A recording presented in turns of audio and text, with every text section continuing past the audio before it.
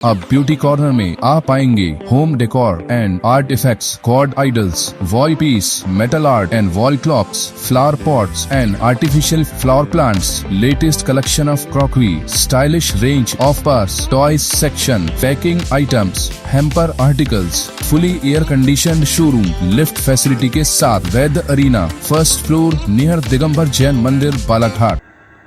दूरस्थ और वनांचल क्षेत्रों में बिजली पहुंचाने का दावा करने वाला जिला प्रशासन और विद्युत विभाग बालाघाट शहर में ही इन दावों पर खरा नहीं उतर पा रहा है। जहां बिजली पहुंचाने के लिए मजबूत खंभों की आवश्यकता होती है, वहां अब बांस और बल्लियों के साथ ही अस्थायी व्यवस्था कर अपने घरों को रोशन करने के लिए लोगों को मजबूर होना पड़ रहा है। ये तस्वीरें ऐसी हैं जो कभी भी बड़े हादसों का कारण बन सकती हैं, लेकिन सिस्टम की गहरी नींद में होने का ढोंग कर रहा है, जानकर भी अनजान बना हुआ है। सुविधा, सुगमता और व्यवस्थाओं की पोल खोलने वाली, हैरान कर देने वाली तस्वीरें किसी वन क्षेत्र की नहीं बल्कि बालाघाट शहर के वार्ड नंबर 2 की है। आइए आपको बताते हैं वर्षों से जूझते लोगों की पीड़ा और प्रशासन की बेरुखी का दर्द। बालाघाट शहर में जनसंख्या के अनुसार अब शहर की भौगोलिक स्थिति में भी बदलाव हो रहा है। अब शहरी क्षेत्र के भीतर जगह मिलना मुश्किल हो गई है और खरीदी की भी जाए तो भूमि का मूल्य अत्यधिक है। इन्हीं कारणों से अपनी आर्थिक क्षमता के अनुसार लोगों ने आसपास के स्थानों पर बहुतायत में मकान बनाए हैं। इन्हें उम्मीद थी कि प्रशासन उन्हें भी मूलभूत सुविधाएं प्रदान करेगा, लेकिन इस आस में वर्षों बीत गए हैं और अब स्थिति जस की तस है। बालाघाट शहर के वार्ड नंबर 2 के अंतर्गत आने वाले इस क्षेत्र को देखिए, जहाँ की तस्वीरें किसी और ही युग में होने का आभास कराती हैं। हर दिन जान हथेली पर लेकर इन रास्तों से चलना पड़ता है। विद्युत तारों में दौड़ता करंट कब हादसों का कारण बन जाए, ये भय सताता है। बरसात के दिनों में तेज हवाओं और खराब मौसम से तार टूट भी जाते हैं और लंबे समय तक बिजली आपूर्ति बाधित रहती है। कहने को तो ये क्षेत्र शहरी है, लेकिन ग्रामीण अंचलों से भी दयनीय स्थिति है। लोगों की मजबूरी है कि उन्हें अपने घरों में रोशनी के लिए ये अस्थायी प्रबंध करना पड़ा, लेकिन कई बार अधिकारियों, जनप्रतिनिधियों और नेताओं से मिन्नतें करने के बाद भी यहाँ पोल की व्यवस्था नहीं हो सकी है।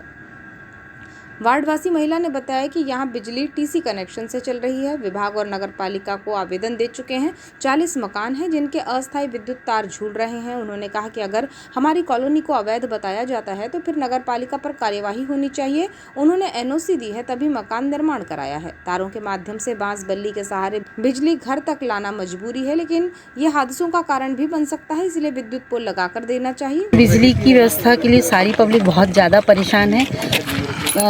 टीसी कनेक्शन से चल रहा है हम लोग का कनेक्शन, लेकिन बट क्या है, यहाँ पे स्पार्किंग हो रही है, बहुत सारे कनेक्शन एक साथ है जिसमें जन धन सबकी हानि होने की संभावना है।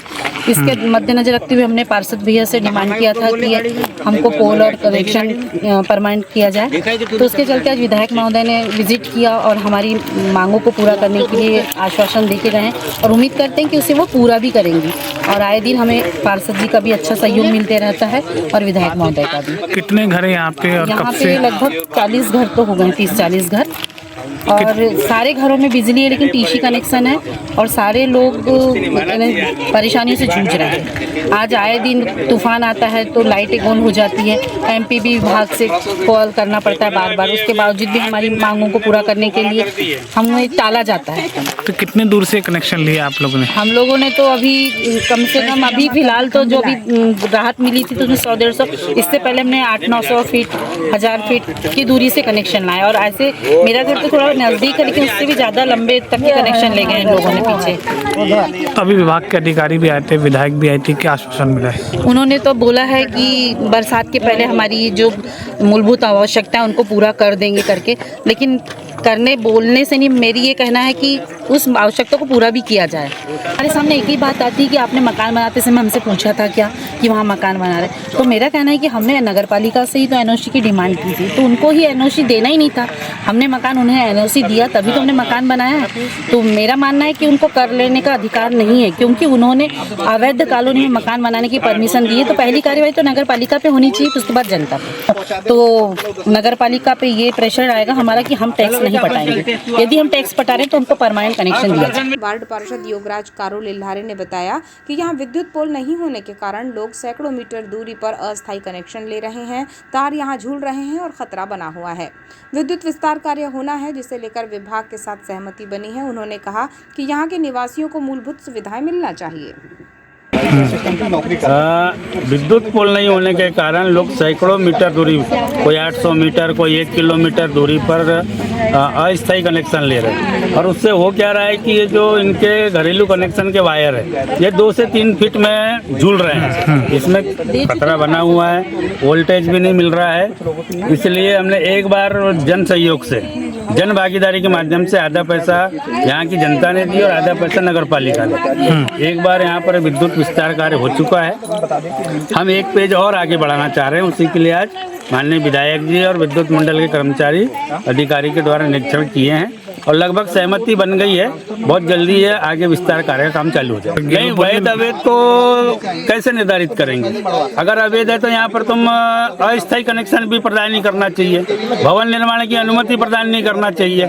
लोग 60,000 70,000 रुपए देकर के भवन निर्माण अपना अनुमति लेकर के लोन लेकर मकान बना रहे हैं, तो उनको तो मूलभूत सुविधा मिलनी चाहिए। उनको बिजली भी मिलना चाहिए, सड़क भी मिलना चाहिए और पानी भी मिलना चाहिए।